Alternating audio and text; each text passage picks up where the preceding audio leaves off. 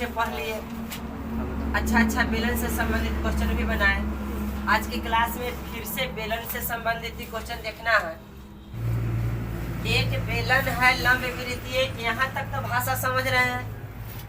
के आधार मतलब बेलन का आधार क्या होता है? एक वृत्त के अर्धव्यास, अर्धव्यास वृत्त का अर्धव्यास मतलब उसकी त्रिज्या तथा उसकी ऊंचाई, बेलन की जो ऊंचाई होती है h में 10% की वृद्धि कर दी जाए।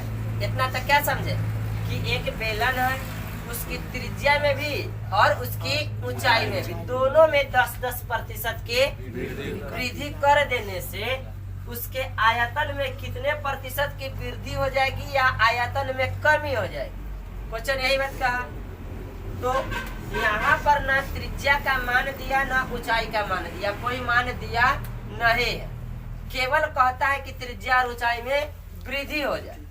तो सबसे पहले जब नहीं दिया है त्रिज्या और ऊंचाई तो हम लोग मान लेंगे।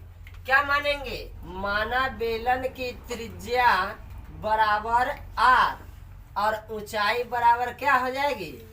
ऊंचाई बराबर h। ये मान ली। तो जब कोई बेलन की त्रिज्या r और ऊंचाई h होती है, इस समय बेलन का आयतन क्या होता है बउआ? आयतन होता है पाई r स्क्वायर h। जब त्रिज्या r और ऊंचाई h है तो आयतन क्या हो जाएगा? पाई r स्क्वायर h। यहाँ तक क्लियर है। अब कहा कि इसकी त्रिज्या और ऊंचाई दोनों में 10% की वृद्धि हो गई, तो लिखेंगे वृद्धि के बाद इसकी त्रिज्या और ऊंचाई क्या हो जाएगी? वृद्धि के बाद त्रिज्या, बउआ पहले से त्रिज्या r थी, 10% बढ़ रहे हैं। अच्छा, 10% वृद्धि के लिए फ्रैक्शन आपको हम सिखा चुके हैं, 110/100 और 10% कमी कहेगा तो 90/100।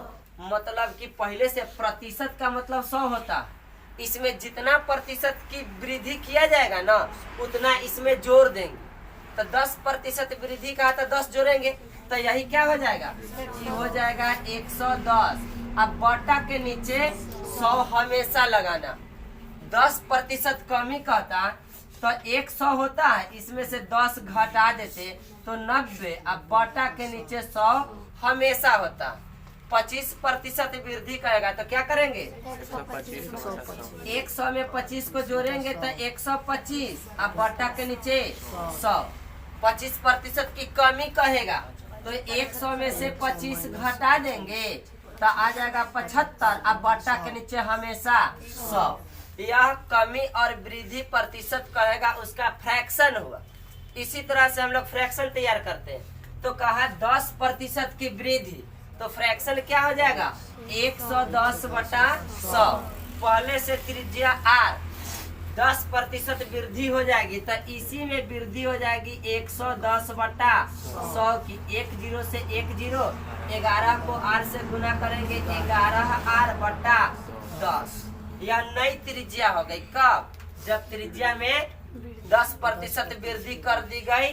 तब ऊंचाई में भी कर रहा है ना, तब वृद्धि के बाद अब इसकी ऊंचाई क्या हो जाएगी? ऊंचाइयों में तो इतने की वृद्धि हो रही है तो ऊंचाई हो जाएगा पहले से ऊंचाई h, अब में बढ़ जाएगा 110/100 तो एहो हो जाएगा 11h। अब बटा के नीचे 10। नया त्रिज्या नया ऊंचाई वृद्धि होने के बाद, तो अब इस त्रिज्या और इस ऊंचाई से जब आयतन निकालेंगे तो अब आयतन क्या हो जाएगा? अब हो जाएगा पाई r स्क्वायर h। तो देखिए पाई का मान, अच्छा अभी पाई को यहाँ पाई में छोड़ दिया ना, यहाँ भी पाई को पाई रहने दीजिए। r का स्क्वायर, तो r क्या है? 11/10 r, इसका कर देंगे स्क्वायर गुने h, तो अब हो गया 11/10h। इतना हो गया। पाई को पाई में रहने दी, 11 का स्क्वायर 121 121 को फिर से 11 से गुना करेंगे। इसका मतलब क्या, 11 का क्यू ना, स्क्वायर मतलब 2 बार है, एक बार ही तो 11 3 बार हो जाएगा। तो 11 के क्यू 1331। अब बटा के नीचे 10 के स्क्वायर आएगा 10 और मतलब फिर 10 का क्यू 1000। अब ऊपर इसमें लगेगा आर स्क्वायर भी हो जाएगा ना, आर का स्क्वायर होगा तो आर स्क्वायर और एच भी इसमें रहेगा। अब इसको हम लोग लिख कैसे सकते हैं, 1331 बटा 1000 पाई आर स्क्वायर एच। अब इसको हम ऐसे लिख दिए, ये पाई को भी इधर कर दिए। तो देखिए नया आयतन हो गया इतना, पुराना वाला आयतन था यहाँ से देखिए पहले से जिस समय त्रिज्या माने थे आर और ऊंचाई माने एच, उस समय का आयतन यह है। जब त्रिज्या और ऊंचाई में 10-10% की वृद्धि कर दिए, उसके बाद जो आयतन निकाले वह आयतन हम लोग के पास यह प्राप्त हुआ। तो बहुआ पीछे के कई एक चैप्टर में आपको सिखाए हैं कि नया आयतन जो प्राप्त होगा, इसके भिन्नों को देखने से ही पता चल जाएगा कि यह बढ़ गया है कि घट गया। यहाँ पर इसके गुणक में कुछ नहीं था तो 1 था, यहाँ पर भिन्न देख रहे हैं कि ऊपर ज्यादा नीचे कम, मतलब इससे डिवाइड करेंगे तो 1 से ज्यादा हो जाएगा। तो यह आयतन क्या हो गया, बढ़ा है। अब कितना बढ़ा है, तो आयतन में वृद्धि देखेंगे हम लोग। देखिए कितना बढ़ा, ये नया आयतन ही पुराना आयतन, यहाँ से देखे कि वृद्धि हुआ, तो कितना का वृद्धि हुआ से कैसे निकलेगा, नया वाला आयतन में से पुराने वाला आयतन को हटा देंगे। तो आयतन में वृद्धि हम लोग देखेंगे, आयतन में वृद्धि बराबर क्या हो जाएगा, नए आयतन कितना है 1331 पाई आर स्क्वायर एच बटा 1000। इसमें से घटा देंगे, पहले से है पाई आर स्क्वायर एच, इसके बटा के नीचे कुछ नहीं था 1, एलसीएम कितना हो जाएगा 1000। 1000 से 1000 कटेगा एक बार में, तो ये हो जाएगा 1331 पाई आर स्क्वायर एच माइनस 1 से 1000, 1000 से गुना होगा तो 1000 पाई आर स्क्वायर एच। अब देखिए तो ऊपर वाला में से तो घट जाएगा, तो घट के कितना हो जाएगा 331 पाई आर स्क्वायर एच। अब बटा के नीचे 1000। इतना आयतन की वृद्धि हुई, इतना आयतन की वृद्धि हुई। जबकि यहाँ कह रहा है क्या, कितने प्रतिशत की वृद्धि हुई या कमी हुई। तो यहाँ तक क्लियर हो गया कि वृद्धि हुई है, और लेकिन वह वृद्धि को ऐसे ही नहीं दिखाना, प्रतिशत में दिखाना। प्रतिशत वृद्धि बराबर जितना वृद्धि हुआ उतना, अब गुना 100, अब बटा के नीचे पहले वाला आयतन शुरू वाला। तो अब इसी को हम दिखाएंगे यहाँ से।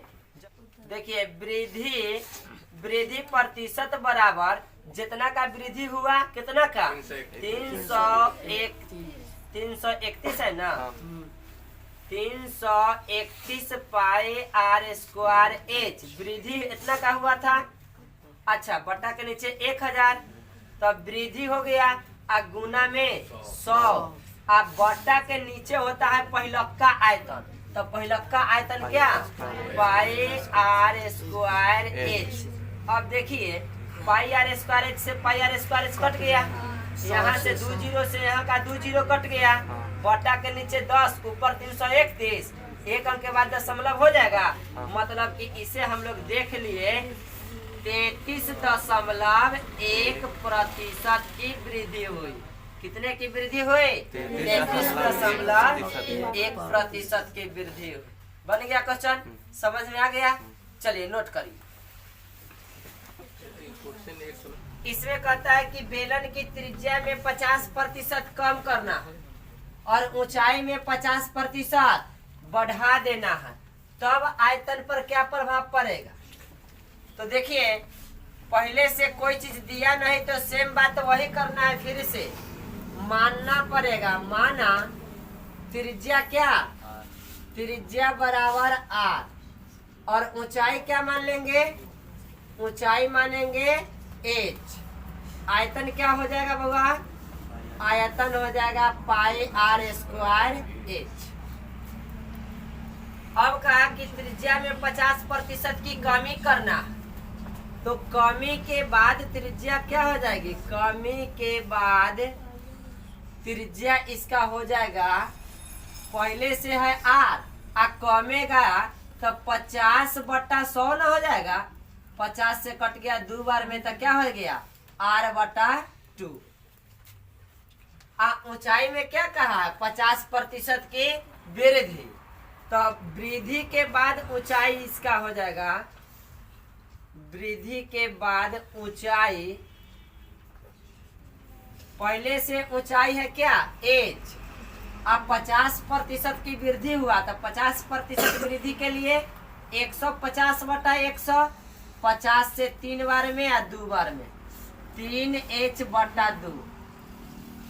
देखिए यह हो गया नया त्रिज्या, यह हो गया नया ऊंचाई। तो अब निकालना क्या है? आयतन। आयतन बराबर फिर से वही सूत्र पाई आर स्क्वायर एच। पाई के जगह पर हम लोग पाई ही रहने दिए, आर स्क्वायर के जगह पर क्या करेंगे? r/2 का स्क्वायर, गुने h के जगह पर क्या करेंगे? 3h/2 लिखेंगे। पाई को पाई ही रहने देंगे, r का स्क्वायर अब बट्टा के नीचे 4 गुने 3h, अब बट्टा के नीचे क्या हो जाएगा? 2। अब पूरा गुना होकर के क्या बनेगा? कटने वाला तो है नहीं, यह बन जाएगा 3 पाई आर स्क्वायर एच, अब बटा के नीचे क्या हो गया? 8। अब यहाँ से देखिए एक चीज देखने के लिए मिल रहा है, पहले से आयतन था पाई आर स्क्वायर एच, कोई गुणक न है यहाँ पर था 1। अभी जो पाई आर स्क्वायर एच है तो इसका गुणक 3/8 है, पर कम नीचा ज्यादा, तो 3 से भाग देंगे तो कम ना हो जाएगा। अब इसका वैल्यू तो 1 से कम आ रहा है, अब पहले वाला का वैल्यू कम से कम 1 है, अभी जो आयतन आ रहा है 1 से कम आ रहा है, तो कमी न हो गया। अच्छा, यहाँ से देखने से पता चला कि कमी हुआ, तो कमी कितना के हुआ? पहले वाला आयतन में से अभी वाला आयतन घटाएंगे तो कमी निकलेगा। अब वृद्धि कैसे निकलता था? नयका आयतन में से पहले वाला आयतन को घटाते थे तब वृद्धि निकलता था, और जब कमी होगा तो पहले वाला में से अब वाला को घटाएंगे। ये कम न गया तो कितना कम गया? तो पहले में से घटा देंगे तो कमी ना निकलेगा। अब हम सब निकालेंगे क्या चीज? कमी। तो कमी बराबर पहले वाला क्या था? पाई आर स्क्वायर एच माइनस अभी वाला क्या है? 3 पाई आर स्क्वायर h/8। भिन्न के घटाव बनेगा, भिन्न के घटाव 8 से में गुना हो जाएगा तो क्या हो जाएगा? 8 पाई आर स्क्वायर एच माइनस के 3 पाई आर स्क्वायर एच बटा के नीचे 8। 8 में से 3 घटेगा, 5 पाई आर स्क्वायर एच की क्या हो गई? कमी हो गई। क्या हो गई? कमी। अब कमी का प्रतिशत भी दिखाना है, तो प्रतिशत कमी बराबर क्या लिखते हैं हम लोग? कमी जितना का हुआ है कमी गुना 100, अब बटा के नीचे प्रारंभिक मान ना, बटा के नीचे प्रारंभिक मान, तो मान किसका? आयतन का। तो देखिए कमी के लिए क्या लिखेंगे हम लोग? 5 पाई आर स्क्वायर एच गुना 100 बटा के नीचे पहले वाला आयतन क्या है? पहले वाला आयतन है पाई आर स्क्वायर एच। 8 छोड़ दो। अब बटा के नीचे एगो 8 ना है। अच्छा, एकरा बटा के नीचे 8 है तो यहाँ पर एगो 8 भी लिखाएगा बटा के नीचे। देखिए पाई आर स्क्वायर एच से पाई आर स्क्वायर एच कट गया, 4 दूना 8 और 4 से 25 चौका 100। अब 25 को 5 से गुना करेंगे तो 25 पचे 125, कितना हुआ? 125। अब बटा के नीचे 2, अब इसी को दशमलव में लिखा जाएगा तो हो जाएगा कितना? 62.5%। अच्छा, इतना की क्या हो गई है? कमी की वृद्धि, कमी हो गई। कमी प्रतिशत बराबर कितना निकल गया? 62.5%। नोट करिए।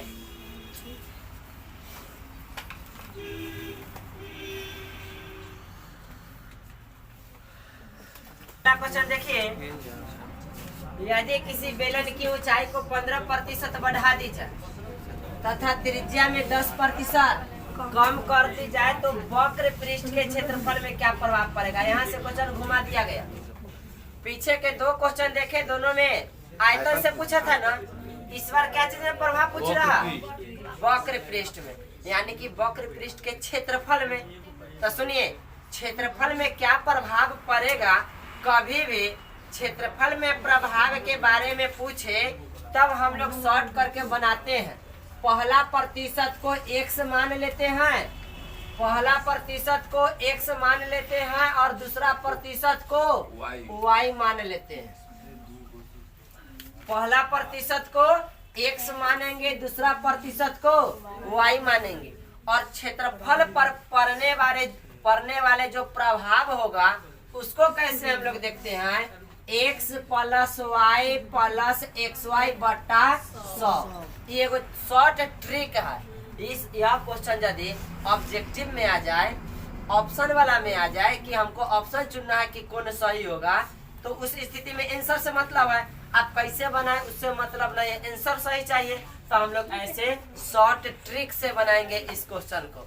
क्या करेंगे, पहला प्रतिशत को मानेंगे x, दूसरा को मानेंगे। और एक बात देखना है कि इसमें टोटल जगह प्लस का साइन है, लेकिन क्वेश्चन में जहां वृद्धि कहेगा उस डिजिट को प्लस में लेंगे, और जहां कमी कहेगा उसे माइनस में लेंगे। तो यहाँ पर देखिए, ऊंचाई में 15% बढ़ाना है, मतलब वृद्धि होगी, तो यह 15 रहेगा प्लस का, यहाँ पर प्लस 15 है, ये प्लस का चिन्ह यहाँ देंगे। y का मान, y तो दूसरा प्रतिशत है, आई इसको कहा है क्या, कम कर दी जाए, तो कम करने के लिए माइनस का 10, फिर प्लस है तो प्लस देंगे, x के मान 15 और गुना y का मान माइनस का 10, अब बट्टा के नीचे 100। अब देखिए, ये प्लस और माइनस मिलके क्या बनेगा, माइनस, तो 15 माइनस क्या हो जाएगा 10, अब प्लस ये दोनों के गुना करेंगे, तब 15 को 10 से 15 दहा 150, आई 15 प्लस आई वाला माइनस है, तो प्लस और माइनस मिलके क्या बनेगा, तो यहाँ से प्लस को हटा करके देंगे हम लोग माइनस का 150 बटा 100।